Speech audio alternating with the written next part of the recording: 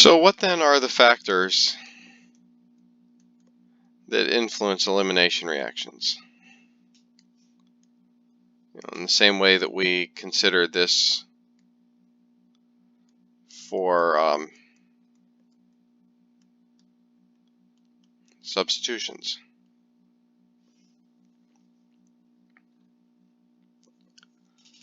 So these are going to be a little bit easier to talk about here because a lot of them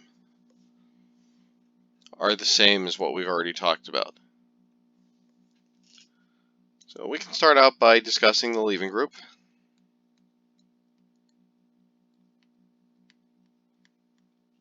But that will be a very short discussion. Why is that? Well, it's exactly the same as what we learned for nucleophilic substitution. So better leaving group, better reaction. All of the things that made a good leaving group for an SN2 or an SN1 reaction make it a good leaving group for an E1 or an E2 reaction.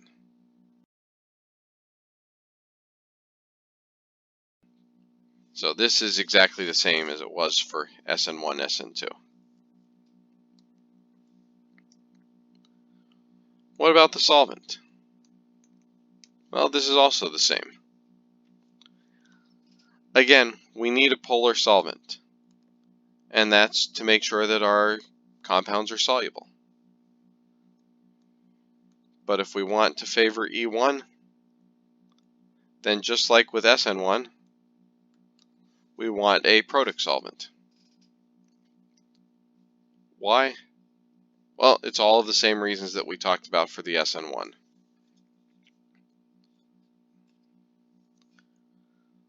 What about E2? Well, just like in E2, just like in SN2, aprotic solvents will favor E2. So, nothing different going on with the solvent.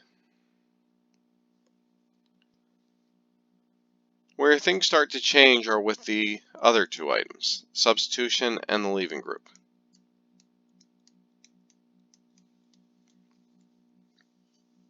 So, substitution. So, in many cases, extra substitution can, notice I use the word can as opposed to will, but can favor elimination.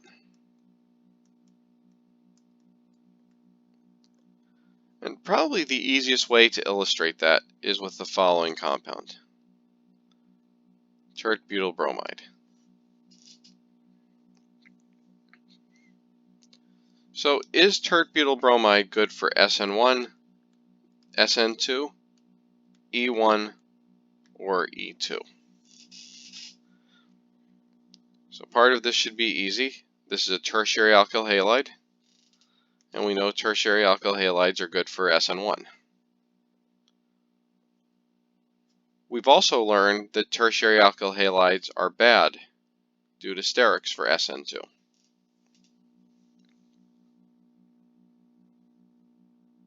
Now, E1 we've seen goes through a carbocation mechanism the same as SN1. So if we have a substrate that's good for SN1, it's very, very likely to be good for E1. Now what about E2? Our first thoughts might be, well, if this substrate is no good for SN2, it's not going to be any good for E2. But that's actually not the case. And the reason that that's not the case is where the reaction takes place. If this compound was to undergo an E2 reaction or an SN2 reaction, the nucleophile has to get into this very, very hindered carbon. But if we want an SN2 reaction to take place, that's not where the reaction occurs. Where the base has to go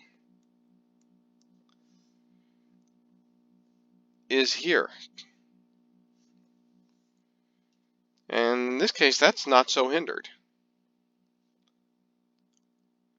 So with the tertiary leaving group, SN2 doesn't work. We already know that. But it turns out that E2 can work. Again, that's because the reaction is taking place at a different carbon. And so if we can get access to this adjacent carbon, then we can still do an E2 reaction even with a tertiary leaving group. So E1 is very similar to SN1.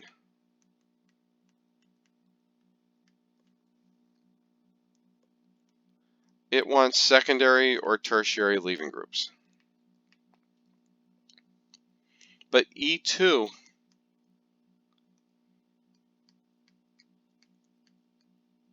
shows that primary, secondary, and tertiary leaving groups can all work for E2 reactions.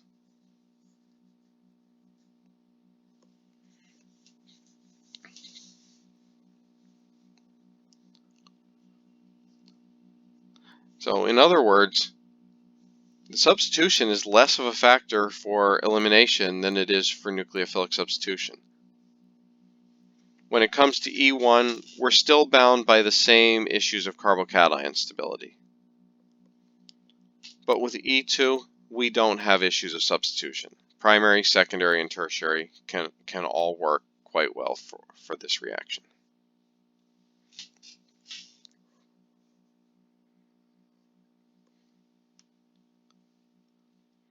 What about the base? And in many cases, base versus nucleophile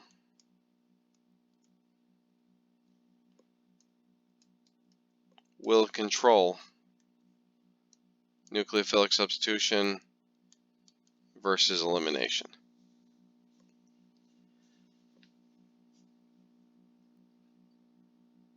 And so in most cases, strong bases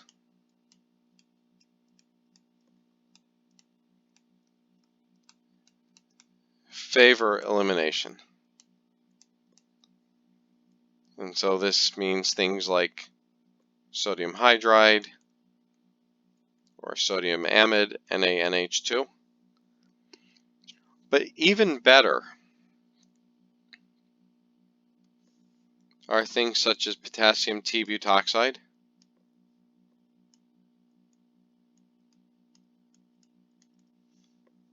or LDA.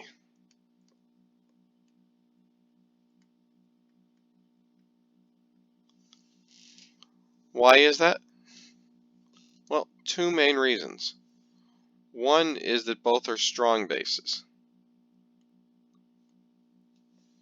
And so they're going to want to function as bases, preferentially to functioning as nucleophiles. But the second thing is that they are also large bases. And if you think about the way the reactions occur, for a substitution reaction to occur, in many cases, you're having to access a much more hindered spot than you do for elimination. And so if you make your base large, it's going to have more difficulty fitting in as a nucleophile.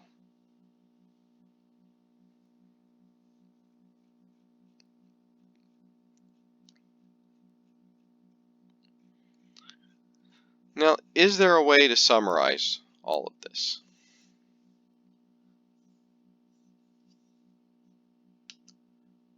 Turns out we can. We can actually summarize this in just a couple pages. And by summarize, what I mean is there essentially a set of rules that we can follow that will tell us when we're looking at a leaving group whether this will be an E1, E2, SN1, or SN2. 2.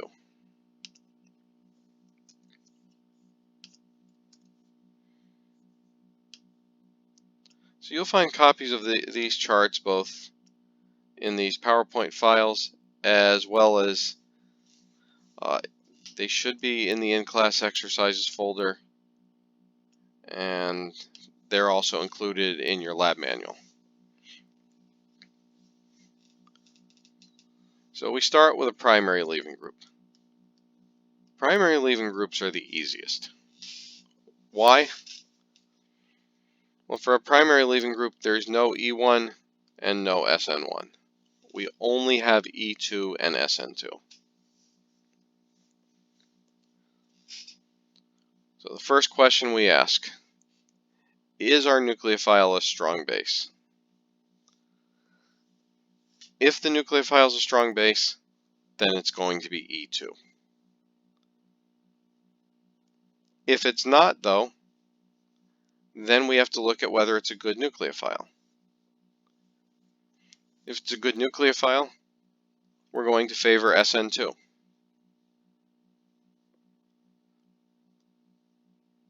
If not, that puts us in kind of a strange position, because if we end up here, that means we have a poor nucleophile and also a weak base. At that point, the most likely determining factor is temperature, where high temperature leads us to E2 and low temperature leads us to SN2. So that's our primary leaving group.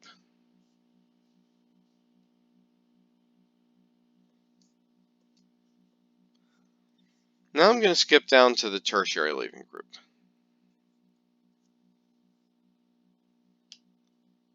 I'm leaving secondary for last because it's the most complicated. Tertiary leaving group has E1, SN1, and E2 as possibilities, no SN2.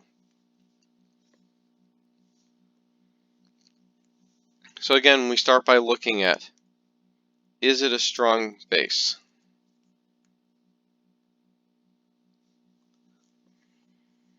If it's a strong base, then we're going to get elimination. If not, we look at whether it's a good nucleophile. If it's a good nucleophile, it's more likely to be SN1. And if not, then we'll basically say, is there anything that can be a base? And if there is, then we get E1.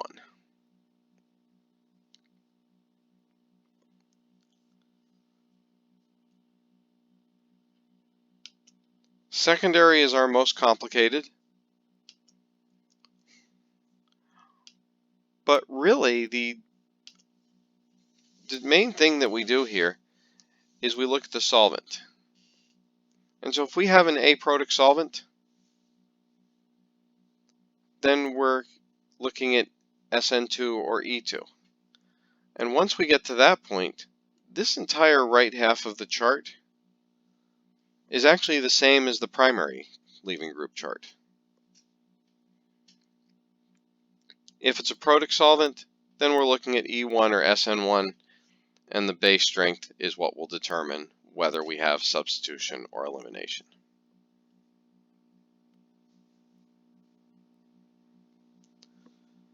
So these are our basics for elimination and elimination versus substitution. The last piece of this chapter, which I will start in the next video, deals with two special cases. And that's the dehydration of alcohols